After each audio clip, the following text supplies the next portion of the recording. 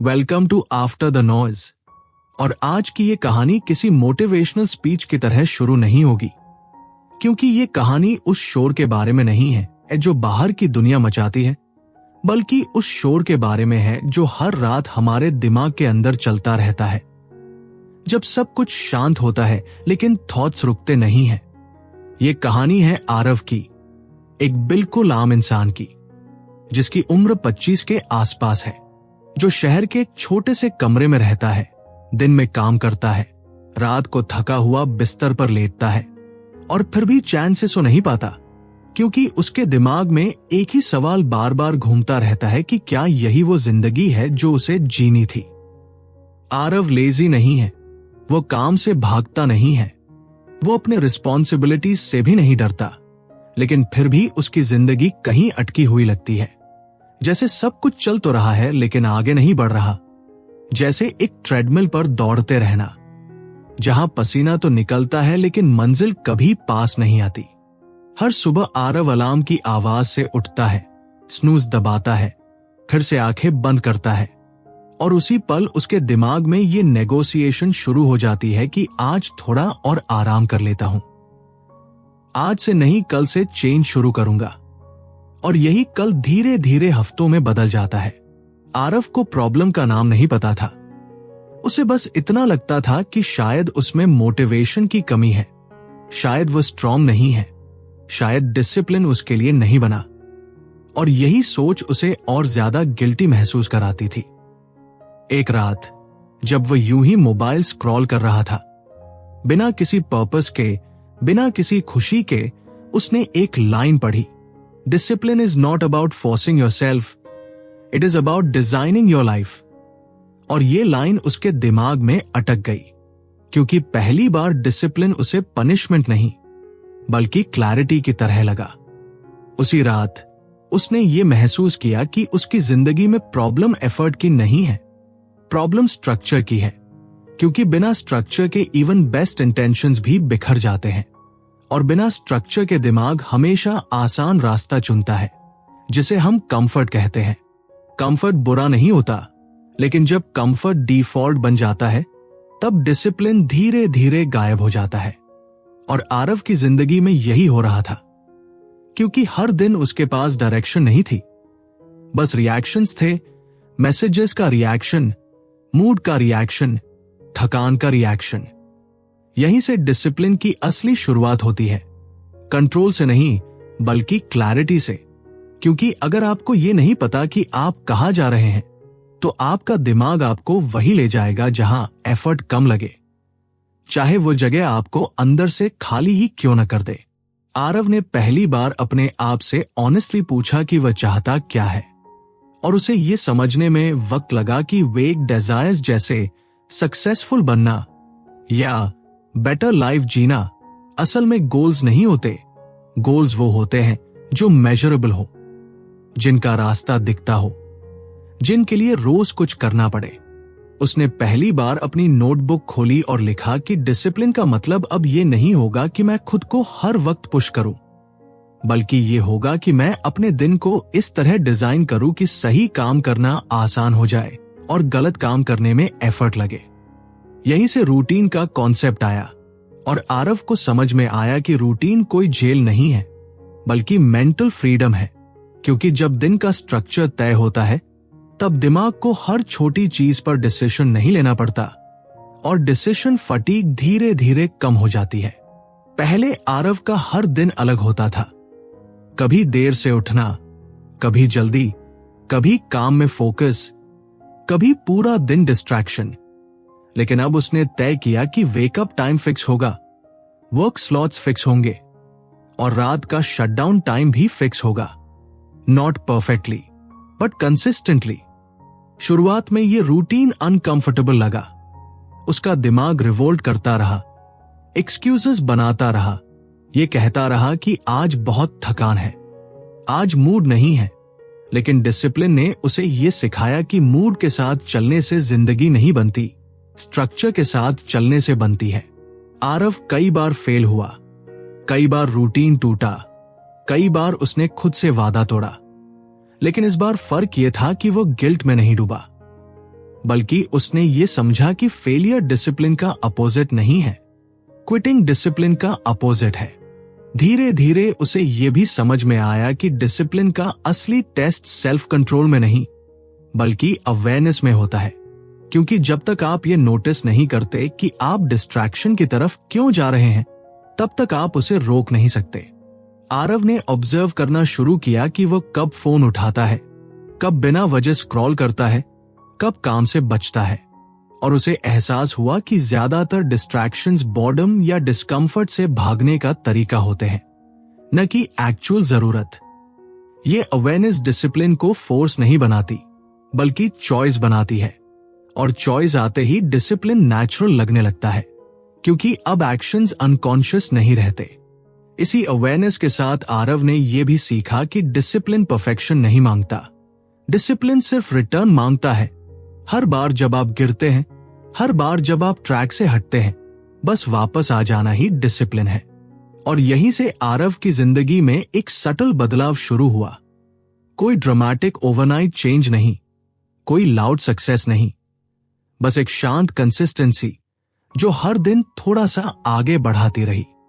यही वह स्टेज थी जहां आरव ने पहली बार महसूस किया कि डिसिप्लिन डराने वाली चीज नहीं है बल्कि रिलीफ है, क्योंकि अब उसकी जिंदगी रैंडम नहीं रही बल्कि इंटेंशनल हो गई थी। और यही कहानी आगे और गहरी होने वाली थी।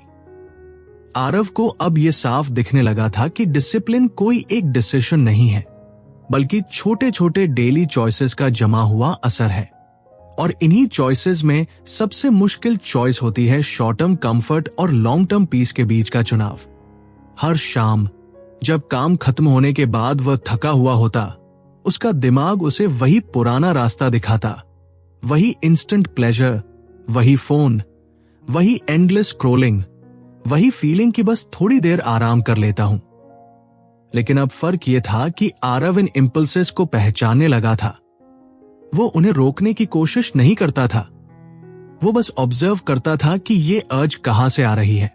उसे समझ में आया कि सेल्फ कंट्रोल का मतलब अपने आप से लड़ना नहीं है, बल्कि अपने फ्यूचर सेल्फ को ध्यान में रखकर प्रेजेंट में डिसीजन लेना है।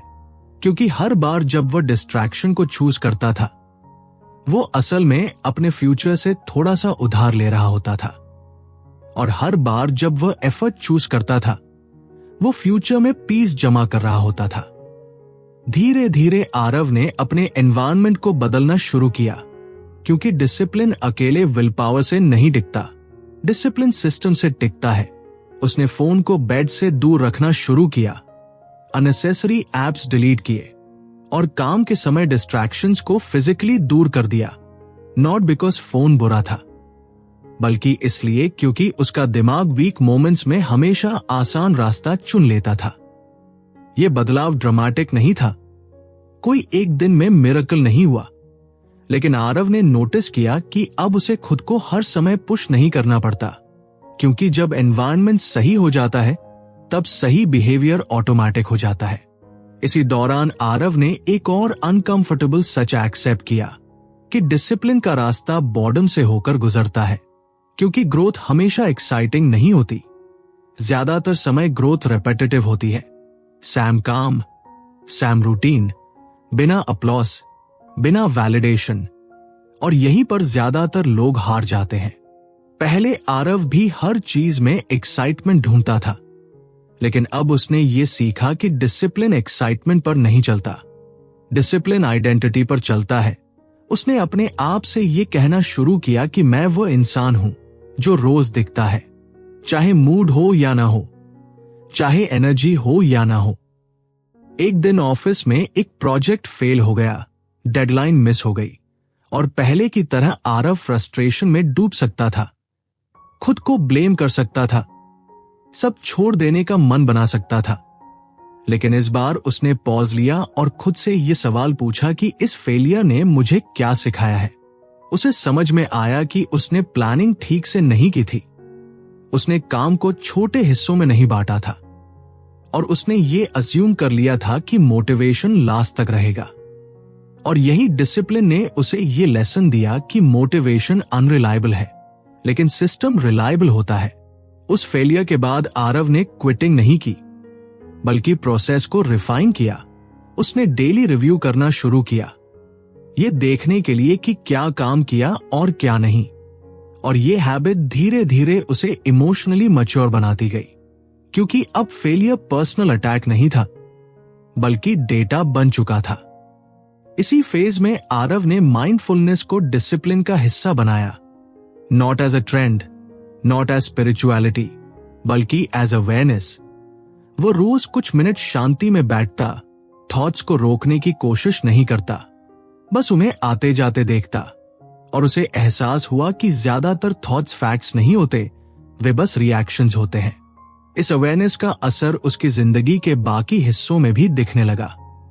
वो कॉन्वर्सेशंस में ज्यादा प्रेजेंट रहने लगा, इंपल्सिव डिसीजंस कम होने लगे, और स्ट्रेस के मोमेंट्स में भी उसका रिस्पॉन्स थोड़ा शांत हो गया, क्योंकि अब वो इमीडिएटली रिएक्ट नहीं करता था। धीरे धीरे डिसिप्लिन ने आरव की सेल्फ इमेज बदलनी शुरू कर दी। पहले वो खुद को इनकंसिस्टेंट मानता था, अनरिलायबल मानता था, लेकिन अब हर दिन जब वो छोटा सा प्रॉमिस पूरा करता, उसका सेल्फ ट्रस्ट बढ़ता जाता, और सेल्फ ट्रस्ट बढ़ते ही कॉन्फिडेंस नेचुरली आने लगा। आरव को अब ये समझ में आ गया था कि डिसिप्लिन का असली रिवॉर्ड सक्सेस नहीं है, रिवॉर्ड है सेल्फ रिस्पेक्ट। वो फीलिंग कि आप अपने शब्दों पर खरे उतरते हैं, कि आप खुद से झूठ नहीं बोलते, और यही फीलिंग किसी भी एक्सटर्नल अचीवमेंट से ज्यादा पावरफुल होती है।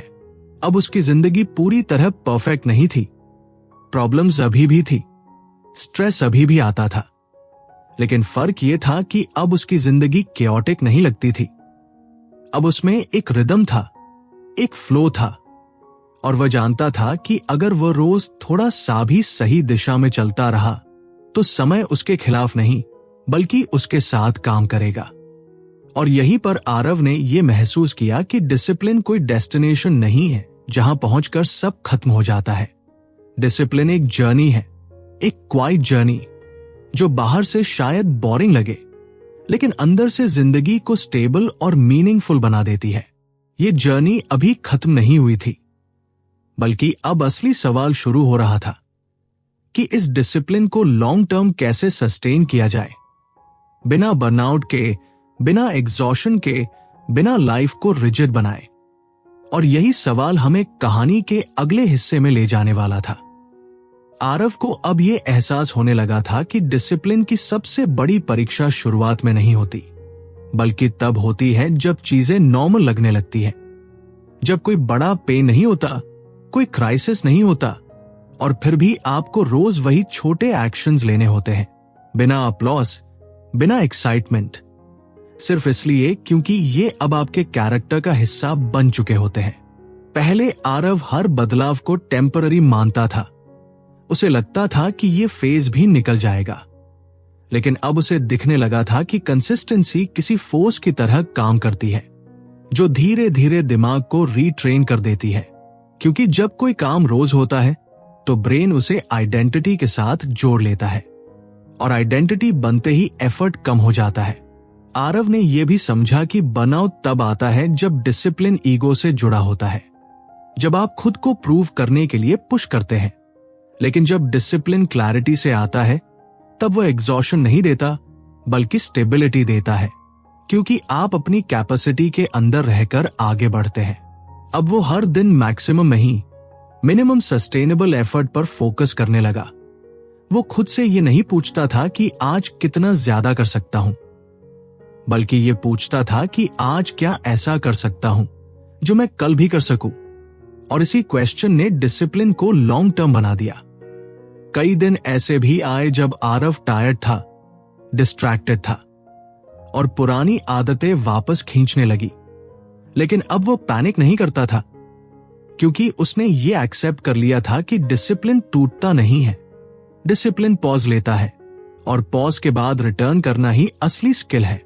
धीरे धीरे उसकी जिंदगी में एक नई तरह की शांति आने लगी। कोई लाउड हैप्पीनेस नहीं, कोई कांस्टेंट एक्साइटमेंट नहीं, बल्कि एक क्वाइट कॉन्फिडेंस। ये फीलिंग कि भले ही सब कुछ कंट्रोल में ना हो, लेकिन डायरेक्शन क्लियर है, और यही डायरेक्शन मेंटल नॉइज को कम कर देती है। आरव ने नोटिस किया कि अब उसके दिमाग में हर वक्त गिल्ट नहीं चलता था। पहले जो इनर डायलॉग था, तू काफी नहीं कर रहा, अब वो बदल कर बन गया था, तू रोज दिख रहा है। और ये एक सटल लेकिन पावरफुल शिफ्ट था, क्योंकि गिल्ट एनर्जी खा जाता है लेकिन सेल्फ ट्रस्ट एनर्जी बनाता है। इस फेज में आरव ने डिसिप्लिन को सिर्फ प्रोडक्टिविटी तक सीमित नहीं रखा, उसने डिसिप्लिन को रेस्ट में भी अप्लाई किया। उसने सीख लिया कि सही समय पर रुकना भी डिसिप्लिन है, क्योंकि बिना रेस्ट के एफर्ट अनसस्टेनेबल हो जाता है और बिना साइलेंस के क्लैरिटी वापस शोर बन जाती है। अब वो अपने दिन के अंत में खुद से ये सवाल नहीं पूछता था कि आज कितना अचीव किया, बल्कि ये पूछता था कि आज मैंने अपने वैल्यूज के हिसाब से बिहेव किया या नहीं। और यही सवाल उसे ग्राउंडेड रखता था, क्योंकि वैल्यू स्टेबल होती है लेकिन गोल्स बदल सकते हैं। आरव को अब ये साफ दिखने लगा था कि डिसिप्लिन किसी एक्स्ट्राऑर्डिनरी इंसान की क्वालिटी नहीं है। डिसिप्लिन उन ऑर्डिनरी लोगों की हैबिट है जो हर दिन खुद से ऑनेस्ट रहते हैं, जो अपने एक्सक्यूजेस को रोमांटिसाइज नहीं करते और जो प्रोग्रेस को लाउड बनाने की जरूरत महसूस नहीं करते। कभी कभी रात को जब वो वही पुराना कमरा देखता, वही खिड़की, वही सड़क की हल्की आवाज, उसे एहसास होता कि बाहर की दुनिया नहीं बदली है लेकिन उसके अंदर का शोर कम हो गया है। और शायद यही डिसिप्लिन का सबसे बड़ा गिफ्ट है, इनर साइलेंस। ये साइलेंस कोई एम्प्टीनेस नहीं थी, ये क्लैरिटी थी। वो क्लैरिटी जो तब आती है जब लाइफ रिएक्टिव नहीं रहती, जब एक्शंस एक्सीडेंटल नहीं होते और जब आप हर दिन थोड़ा सा सही काम करके खुद को भरोसेमंद बना लेते हैं। आरव अब ये नहीं सोचता था कि डिसिप्लिन उसे कहां ले जाएगा, क्योंकि उसे समझ आ गया था कि डिसिप्लिन मंजिल नहीं है। डिसिप्लिन वो रास्ता है जिस पर चलकर कोई भी मंजिल मीनिंगफुल बन जाती है। और यही इस कहानी का अंत नहीं, बल्कि एक क्वाइट कंटिन्यूएशन शुरू होती है, क्योंकि डिसिप्लिन कभी खत्म नहीं होता। वो बस रोज नए रूप में खुद को दिखाता है, कभी एफर्ट में, कभी पेशेंस में, कभी रेस्ट में और कभी साइलेंस में। अगर आप इस कहानी में खुद को कहीं पहचान पाए तो याद रखिए, डिसिप्लिन बाहर से नहीं आता, वो तब शुरू होता है जब आप शोर से हटकर अपने अंदर की आवाज सुनना शुरू करते हैं। और यही वो जगह है जहां असली बदलाव जन्म लेता है। Thank you for staying till the end.